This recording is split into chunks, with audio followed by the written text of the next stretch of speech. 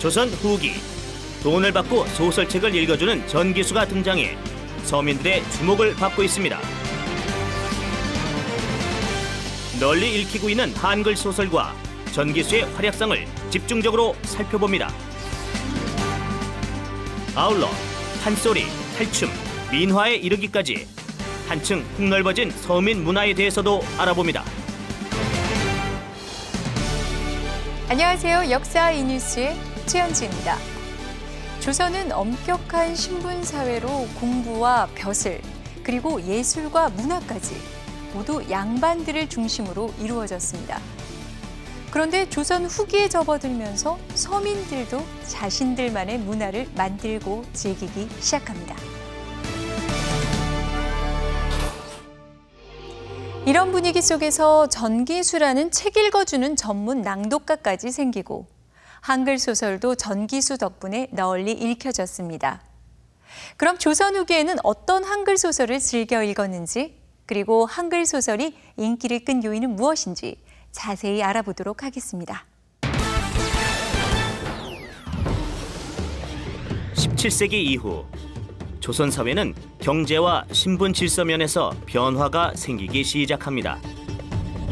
모내기와 이모작이 가능해지면서 곡식의 수확량이 크게 늘고 목화나 인삼, 담배 등 상품 작물을 재배해 수입이 늘어나면서 경제적으로 넉넉한 농민들이 생겨납니다. 또한 전국적으로 시장이 발달하면서 부유한 상인 계층이 늘어나는데요.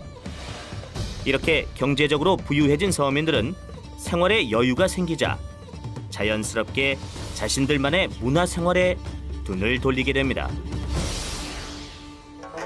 학문에 대한 관심도 당연히 커져서 조선 후기 서당에서는 양반 아이들과 서민의 아이들이 함께 공부했습니다. 배우는 것이 늘자 표현하고 싶은 마음이 자연스럽게 생겨나 다양한 계층의 사람들이 문학 활동에 직접 참여하기 시작했는데요. 여성이나 서얼 출신은 물론 양반 중에서도 지루하고 형식적인 한문학에서 벗어나 한글로 문학 활동을 하는 사람들이 생겨났습니다. 최초의 한글 소설로 알려진 홍길동전은 이런 사회 분위기 속에서 쓰였습니다. 홍길동전을 쓴 허균은 과거의 급제에 벼슬도 했던 학자이자 정치가인데요. 그는 당시 조선 사회의 가장 큰 문제점이 서얼 차별이라고 생각하고 소설을 통해 비판했습니다. 소인이 평생 서러워하는 것은 아버지를 아버지라 부르지 못하고 형을 형이라 부르지 못하는 것입니다. 유교적 신분제가 뿌리내린 조선 중기 이후 서얼 출신들은 가족 내에서도 차별을 받았을 뿐 아니라 아무리 능력이 뛰어나도 성공하기 힘들었습니다. 그런데 홍길동전의 내용을 보면 서얼 출신인 홍길동은 도술도 잘 부리고 탐과 놀이를 혼내주며 율도국이라는 나라까지 세우는데요. 연산군 때 실제 홍길동이란 이름을 가진 의적의 활동을 바탕으로 허균이 쓴 홍길동전은 신분 제도로 고통받던 당시 서민의 마음을 대변한 데다 한글로 쓰였기에 이후 오랫동안 많은 사람들에게 사랑받았습니다. 홍길동전이 한글 소설의 첫 물꼬를 튼 이후 19세기가 되자 수많은 한글 소설들이 쏟아져 나왔는데요. 양반 도령인 이몽룡과 기생의 딸인 성춘향의 애절한 사랑을 그려낸 춘향전과 지극한 효성으로 아버지의 눈을 뜨게 한 심청전 등이 널리 읽혔습니다. 흥부전은 가난한 동생 흥부와 부자형 놀부의 이야기인데요. 누구는 팔자주와 장손으로 태어나서 죽은 조상 제사 모신다고 잘 입고 잘 먹고 사는데 누구는 버둥대도 이리 살기 어려울까? 큰아들에게 재산의 대부분을 물려주는 장자 상속제가 정착된 조선 후기 농촌에서는 동생 흥부처럼 물려받은 재산과 땅도 없고 막노동을 해도 살기 힘든 서민들이 많았습니다. 한글 소설은 이렇듯 그릇된 사회 제도나 제 욕심만 챙기는 벼슬아치 때문에 고통받는 서민들의 삶을 재치 있게 그려냈습니다. 자신들의 이야기가 담긴 한글 소설을 읽고 싶어하는 사람들이 늘어나자 소설책을 베껴 적거나 목판에 찍어 인쇄하기도 했는데요. 하지만 서민들 중에는 여전히 한글 소설책을 살 수 없거나 한글을 읽을 줄 모르는 이들도 있었습니다. 그러던 중 기이한 것을 전해준다는 뜻을 가진 전기수가 등장했는데요. 추제집이라는 책에는 거리의 이야기꾼인 이 전기수에 대한 설명이 자세하게 나옵니다. 때는 조선 후기, 한양의 동문 흥인지문 밖에 사는 전기수가 집을 나섭니다. 오늘이 초하루니까 청계천 제1교 아래로 가야겠군. 사람들이 얼마나 모였을까? 전기수는 한양 사대문 안에서도 목 좋은 곳을 미리 정해놓고 사람들이 모이면 이야기책을 읽어주고 돈을 받곤 했습니다. 아버지, 제가 바로 인당수에 빠져 죽었던 청이에요. 신봉사가 깜짝 놀라 소리쳤다. 이게 뭔 말이냐?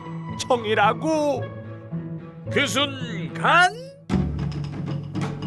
그 순간? 그래서 어떻게 됐어요? 더는 못 기다려. 이거 받고 쭉쭉 끝까지 읽어요.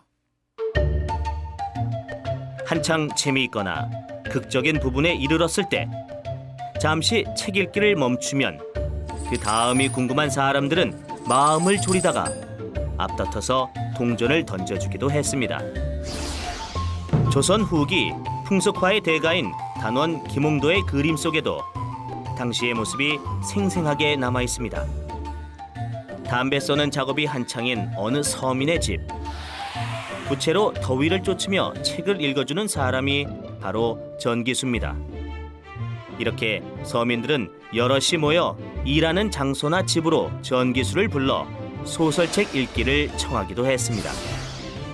이런 전기수의 활약으로 서민들에게 좀 더 널리 알려진 한글 소설은 풍자와 해악이 넘치는 내용으로 조선 후기 사회 모습을 잘 보여주고 있습니다.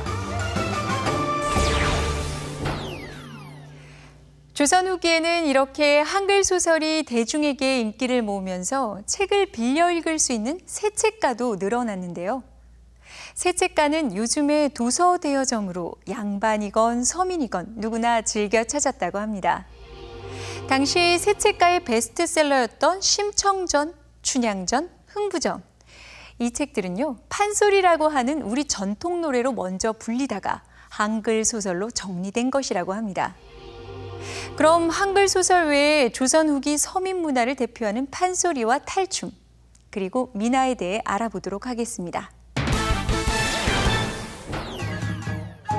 조선 후기, 여유가 생긴 서민들은 마을 잔치에 소리꾼을 불러 판소리나 탈춤 공연을 벌였습니다. 판소리는 17세기에 생겨나서 조선 후기에 크게 발전했습니다. 현재 전해지는 판소리는 모두 5마당이 있는데 이는 신재효가 정리한 것으로 심청가, 춘향가, 흥부가, 수군가, 그리고 적벽가입니다.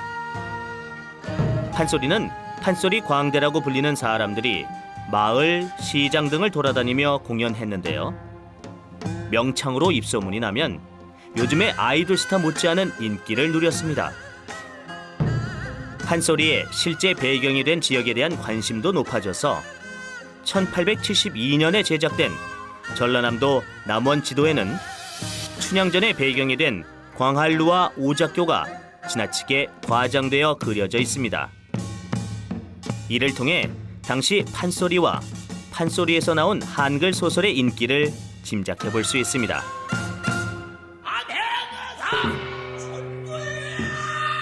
이러한 인기의 비결은 판소리가 벼슬아치나 양반의 잘못을 풍자하고 사회에 대한 비판을 거침없이 소리로 표현했기 때문입니다.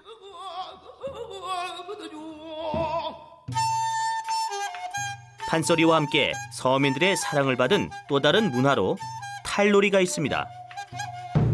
탈놀이는 사람이나 동물의 탈을 쓰고 나와 춤과 소리로 관중의 흥을 돋우는 연극인데요. 양반, 선비, 승려, 그리고 초랭이나 말뚝이라고 불리는 인물이 등장해 주로 양반들을 조롱하고 풍자합니다. 쉬! 양반 나오신다. 양반이라고 하니까 우의정, 좌의정, 영의정까지 다 해본 훌륭한 양반인 줄 아나 본데 제갈량이라는 양자에 개다리 소반이라는 반자 쓰는 양반이 나오신단 말이야. 뭐 이놈이? 봉산 탈춤에선 말뚝이가 허울만 번지르르 하고 체면 차리기 좋아하는 양반을 속 시원하게 비꼬는데요. 말뚝이에게 꼼짝도 못하고 당하는 양반을 보면서 구경꾼들은 배꼽을 잡고 통쾌하게 웃습니다. 조선 후기에는 시조 문학에서도 새로운 변화가 일어나는데요. 양반의 전유물인 평시조의 형식을 파괴한 사설시조가 등장합니다. 사설시조는 시조의 기본 운율을 파괴하고 그 당시에 시조의 소재로 적당하지 않다고 여겨졌던 서민들이 일하는 모습이나 남녀 사이의 사랑을 솔직하게 읊었습니다.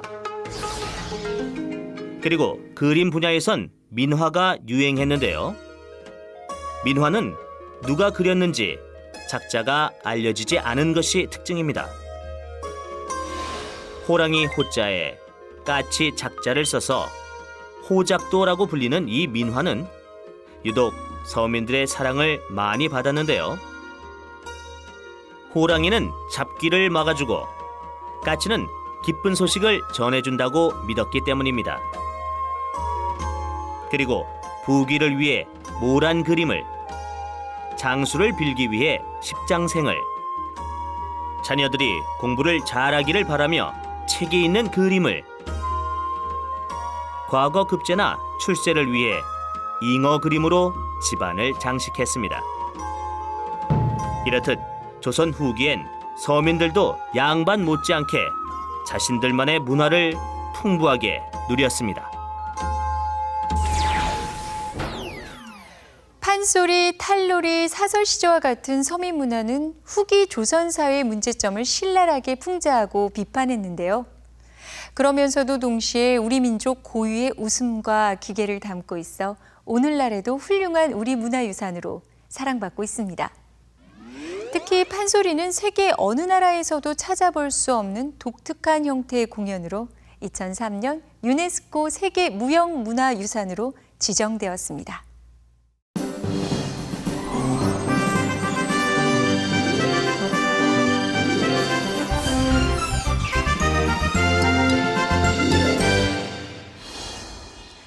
조선의 판소리 그리고 탈춤과 비슷한 서민 문화로 중국의 경극과 일본의 가부키를 꼽을 수 있는데요. 이들 역시 판소리처럼 그 가치를 인정받아 세계 무형문화유산으로 지정되었습니다. 오늘 나라방 뉴스에서는 경극과 가부키를 소개합니다. 먼저 경극은 19세기 중엽 중국의 북경에서 처음 선보인 대중적인 연극인데요. 현악기, 관악기, 나무로 된 타악기, 작은 북의 반주에 맞춰서 경극 배우들이 특이한 몸동작을 선보입니다. 배우들은 가면처럼 얼굴에 진한 화장을 하고 또 화려한 자수가 수놓인 옷을 입고 때론 정교하게, 때론 고개사처럼 무대를 누비며 중국 역사 속의 인물을 연기합니다. 그리고 가부키는 노래와 춤, 연기가 혼합된 일본의 전통 연극으로 화려한 무대와 의상으로 유명합니다. 가부키가 처음 생겨났을 때는 여성 배우 중심의 공연을 했는데요. 시간이 지나면서 점차 남자 배우들만이 무대에 오를 수 있게 되어 남자 배우가 여장을 하고 여성의 역할까지 해냈습니다. 17, 18세기 가부키는 일본 무사들의 용맹담과 사랑 이야기를 장대한 스토리로 엮어내며 가부키의 황금 시대를 이루기도 했습니다.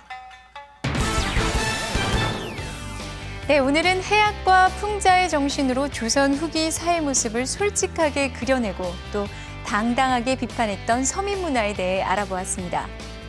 이 조선 후기 서민 문화는요, 오늘날에도 공연 등 다양한 예술 분야에서 우리들의 사랑을 받고 있는데요.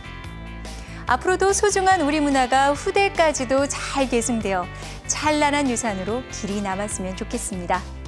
네, 역사의 뉴스 다음 시간에 뵙겠습니다. 감사합니다.